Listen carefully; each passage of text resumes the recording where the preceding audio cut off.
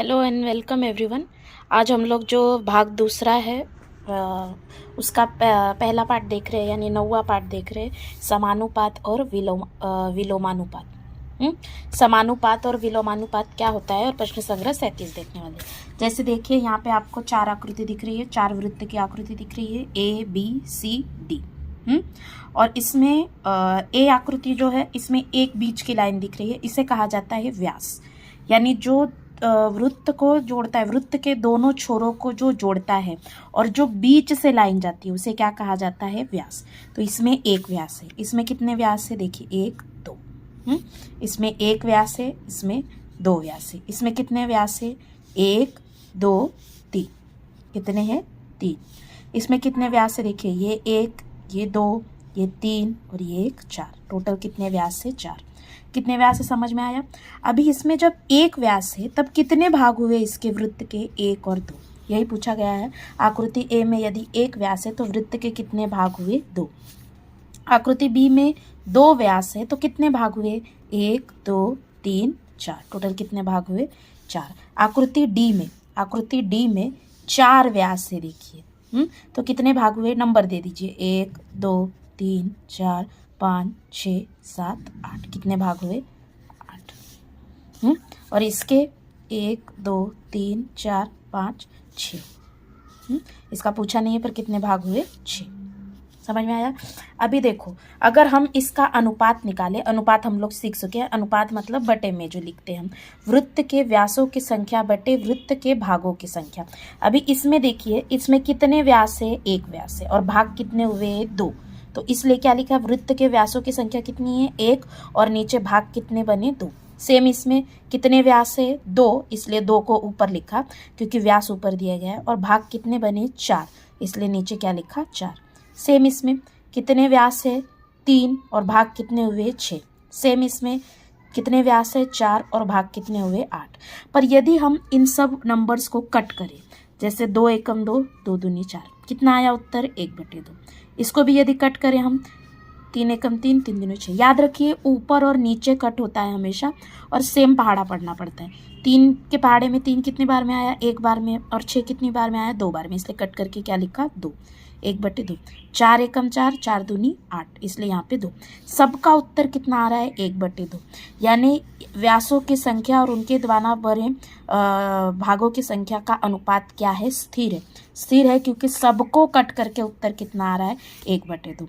यानी इसे क्या कहा जाता है? स्थिर अनुपात अथवा स्थायी अनुपात कहा जाता है। सेम इसमें 15/90, 12/72, 10/60 और 5/30, इन चारों को कट किया तो हमेशा उत्तर क्या आएगा? 1/6। 15 एकम 15, 15 छक 90, 12 एकम 12, 12 छक 72, 10 एकम 10, 10 छक 60, 5 एकम 5, 5 छक 30। यानी कट किया सबको तो उत्तर क्या आ रहा है? 1/7, 1/6। इसलिए इनके अनुपात जो है वो क्या है? स्थिर है। अभी हमें समानुपात के प्रश्न कैसे हल करने हैं वो देखते हैं हम लोग। पहला प्रश्न पूछा गया है, देखिए 7 किलो प्याज का मूल्य 140 रुपए है तो 12 किलो प्याज का मूल्य कितना होगा? तो इसमें आपको सबसे पहले क्या करना है? 2 चीजें दी गई है। एक तो प्याज दी गई है, प्याज कितनी किलो है वो, और दूसरा क्या दिया गया है? मूल्य। तो हम लोग पहले 2 चीजों में भाग लेंगे। एक तो प्याज दी गई है और दूसरा क्या दिया गया है? उसका मूल्य। प्याज और उसका मूल्य। प्याज कितनी है देख लीजिए, 7 किलो है, उसका मूल्य कितना है? 140। तो प्याज के नीचे लिखेंगे हम लोग 7 किग्रा और मूल्य कितना है उसका? 140। ठीक है, आगे का प्रश्न पढ़िए। पहले जो दिया गया है वो लिख लिया। अभी 12 किलो प्याज का मूल्य कितना होगा वो हमसे पूछा है। कितना किलो प्याज का? 12 किलो। तो 12 किलो लिख लिया। मूल्य हमें पता है क्या? नहीं, तो उसे हम क्या मान लेंगे? x। तो यही हम लोग नीचे लिख देंगे कि 12 किग्रा प्याज का मूल्य कितना माना है हमने? x रुपये। कितना माना है? x रुपये। ठीक है, अब क्या करना है? अब इसका तिरकस गुणाकार करना है, क्रॉस मल्टीप्लीकेशन। किग्रा और रुपए नहीं लिखना है, सिर्फ नंबर्स लिखने। 7 का गुना किससे होगा? x से। 7 गुना x, बीच में आएगा बराबर का चिन्ह। बीच में क्या आएगा? बराबर का चिन्ह। ये हो गया। अब ये बचा 140 गुना 12। 140 गुना 12। ठीक है, यहाँ तक समझ गया। 7 को x से गुना किया, 140 को 12 से किया।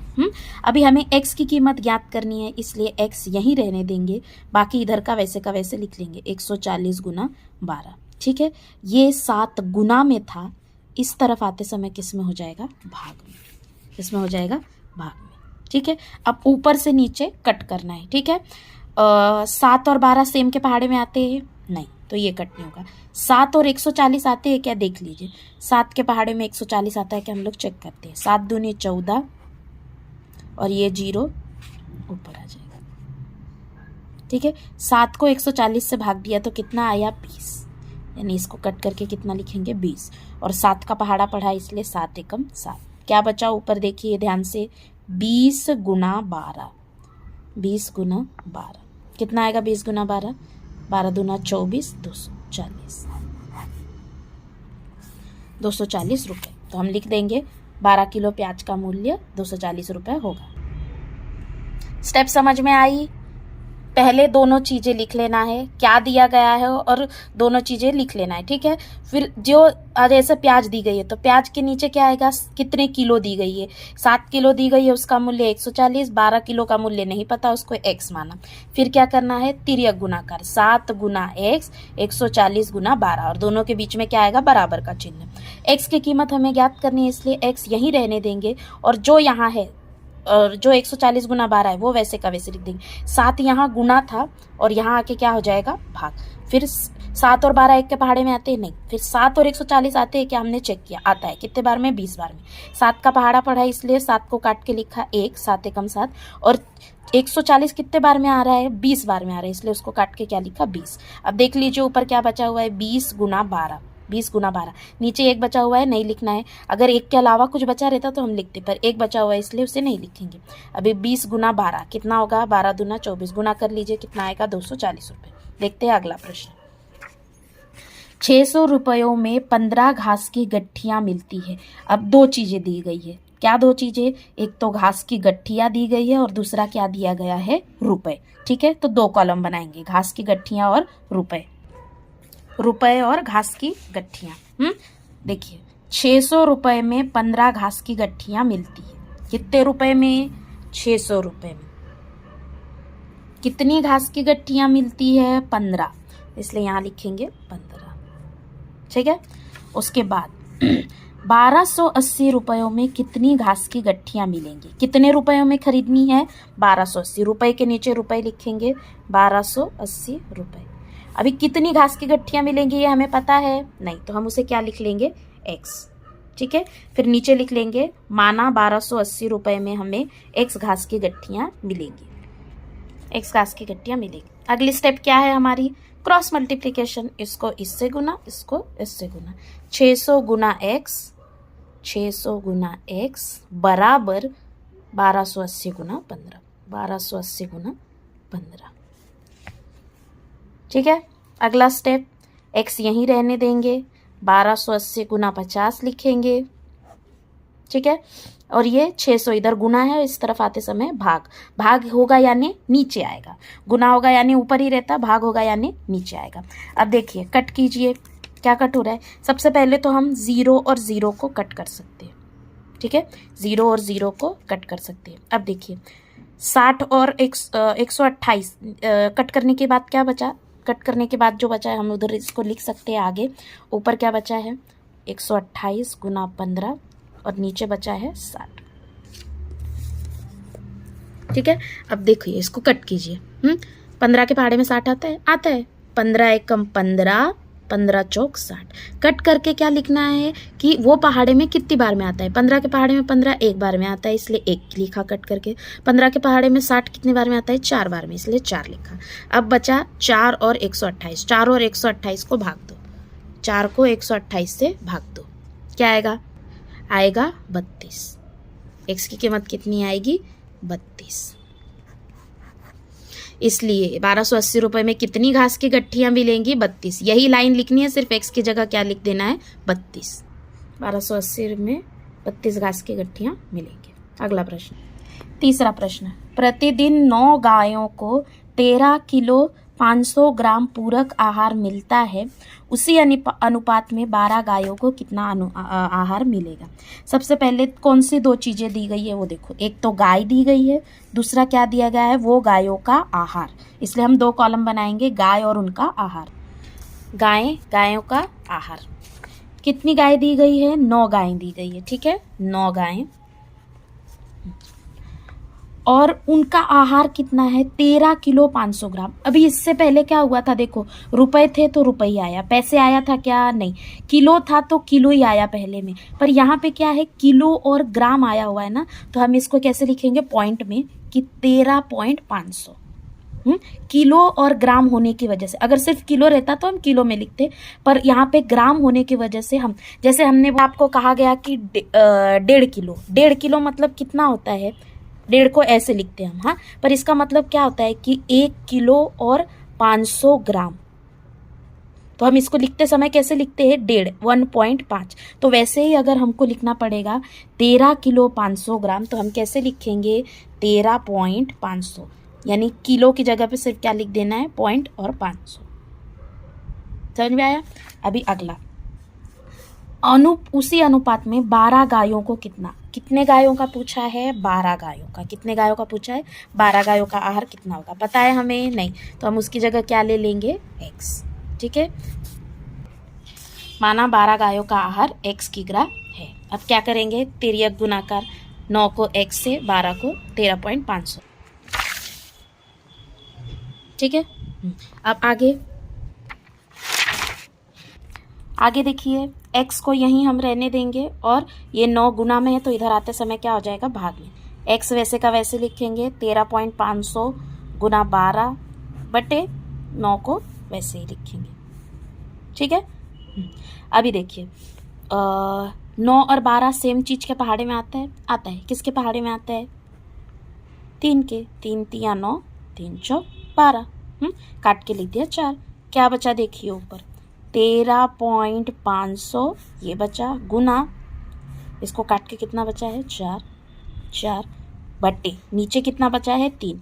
अगर 1 बचा होता तो हम नहीं लिखते, पर यहाँ 3 बचा हुआ इसलिए हम लिखेंगे। अब इन दोनों का गुना कर लीजिए, 13.500 गुना 4, बताइए कितना आएगा।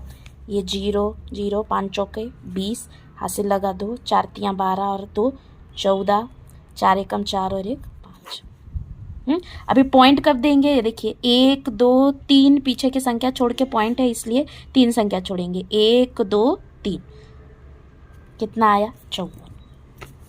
कितना आया गुना करके, 54 बटे 3, ठीक है। 54 को 3 से भाग दो, कितना आता है, 18, ठीक है। कितना आता है, 18, यानी 12 गायों का आहार कितना किग्रा होगा, 18 किग्रा होगा। चौथा प्रश्न देखिए, 12 क्विंटल सोयाबीन का मूल्य 36,000 रुपये है।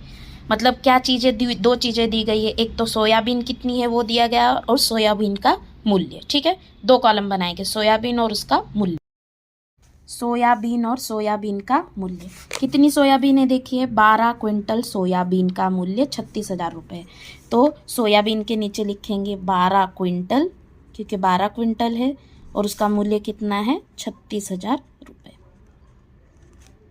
ठीक है। पूछा क्या है हमें, 8 क्विंटल सोयाबीन का मूल्य कितना होगा, तो 8 क्विंटल का मूल्य कितना होगा हमें पता है क्या, नहीं, 100 रुपये लिख लेंगे, ठीक है। सेंटेंस लिख लेंगे, 8 क्विंटल सोयाबीन का मूल्य माना 100 रुपये है, माना 8 क्विंटल सोयाबीन का मूल्य 100 रुपये है। अब क्या करेंगे हम, तिर्यक गुना का, सिर्फ नंबर्स का करना है, क्विंटल और रुपये नहीं लिखना है। 12 गुना x, 12 गुना x बराबर, इधर क्या आएगा, 8 गुना 36,000, 8 गुना 36,000, ठीक है। 12 गुना x और 8 गुना 36,000, ठीक है। x को यहीं रहने दो, 8 गुना 36,000 लिखेंगे हम लोग। ये 12 गुना में था, इस तरफ आते समय क्या हो जाएगा, भागा यानी नीचे आ जाएगा, ठीक है। अभी चेक करो, 12 और 36,000 को भाग दो, 12 के बारे में 36 आता है क्या, चेक करो, 12 के बारे में 24, 12 तियाँ 36, यानी हम क्या कर सकते हैं, 12 को 36,000 से भाग दे सकते हैं, ठीक है। 12 तियाँ 36, अब ये 3 जीरो बचे ना, ये 36 को दे दिया हमने, 1 2 3 जीरो बचे, इसलिए ऊपर लगा देंगे वो 3 जीरो। कितना आया? 12 को 36,000 से भाग दे के 3,000 आया, इसलिए यहाँ पे हम क्या लिखेंगे? 12 एकम 12, और 12 को 36,000 से भाग देने पे कितना आया? 3,000, इसलिए यहाँ लिखेंगे 3,000। क्या बचा है ऊपर देखो? 8 गुना 3,000। नीचे कुछ बचा है? नहीं, एक बचा है, एक को लिखते हैं हम? नहीं लिखते। अब इनका गुना करो, 8 तियां 24, 24,000। कितना होगा? 8 क्विंटल सोयाबीन का मूल्य 24,000 रुपये होगा। समझ गया ना? 12 को 36,000 से भाग दिया, 12 को 36,000 से भाग दिया, 12 तियां 36, ये 36 हो गया हमारा लेके। अब बचे 3 जीरो, वो 3 जीरो को हम क्या करते हैं? ऊपर लगा देते हैं, 1 2 3। कितना आया? 3,000। 12 का पहाड़ा पड़ा था, इसलिए 12 एकम 12, और भाग देने पे कितना आया था? ऊपर 3,000 आया था, इसलिए काट के कितना लिखा? 3,000। ऊपर क्या बचा देखो? 8 गुना 3,000, नीचे एक बचा था, नहीं लिखते। 8 तियां 24, 24 लिखने के बाद जितने जीरो है वो डाल दो, 1 2 3, 1 2 3। कितना आया? 24,000। 8 क्विंटल सोयाबीन का मूल्य 24,000। आखिरी प्रश्न, 2 मोबाइल का मूल्य 16,000 रुपये है, तो 13 मोबाइल का मूल्य कितना होगा? 2 चीज़ें दी गई है, एक तो मोबाइल दिए गए हैं और उनका मूल्य दिया। कितने मोबाइल का मूल्य दिया गया है? 2 मोबाइल का मूल्य 16,000, इसलिए हम यहाँ पे लिख लेंगे 2 मोबाइल, मूल्य कितना दिया गया है? 16,000। ठीक है, उन्होंने कितने मोबाइल का पूछा? फिर 13 मोबाइल खरीदे तो कितना मूल्य लगेगा? कितने मोबाइल खरीदने पड़ेंगे? 13। तो मूल्य पता है क्या हमें? नहीं, तो उसे हम लिख लेंगे x। ठीक है, यहाँ लिखेंगे 13 मोबाइल का मूल्य कितना है? x रुपये। माना 13 मोबाइल का मूल्य x रुपये है। अब करेंगे तिर्यक गुणाकार। 2 गुना x बराबर 16,000 गुना 3, सॉरी 13, 16,000 गुना 13। ठीक है, x को यहीं रहने देंगे। 16,000 गुना 13 ऐसे का ऐसे लिखेंगे। ये यहाँ गुना था, यहाँ भाग में आएगा, यानी नीचे आएगा। 2 को 16,000 से भाग दो, क्या आएगा? 2 एकम 2, 2 अठे 16। ये 16 8 बार में आया, जीरो कितने बचे? 3, तो उनको 3 जीरो लगा देंगे। ठीक है, क्या बचा ऊपर देखिए? 8,000 गुना 13। गुना करो, कितना आता है? 13 8 104, और ये 3। आपको अगर ये डायरेक्ट नहीं समझ रहा है, आप गुना कर लीजिए इधर। 8,000 गुना 13 करो, जो उत्तर आएगा वो लिखो। 2 को 16,000 से भाग नहीं देते आ रहा है डायरेक्ट, तो 2 भागे 16,000 लिखो, भाग 2, जो ऊपर आएगा वो यहाँ कट करके लिखना है। ठीक है, तो ये हो गया 13 मोबाइल का मूल्य कितना आएगा? 1,04,000 रुपये। ठीक है, सारे उत्तर दिखा देती हूँ मैं। ये है पहले का उत्तर, ये है दूसरे का उत्तर, तीसरे का उत्तर, चौथे का उत्तर, और ये रहा 5वें का उत्तर। मिलते हैं अगले वीडियो में अगले प्रश्न संग्रह के साथ। तब तक के लिए थैंक यू।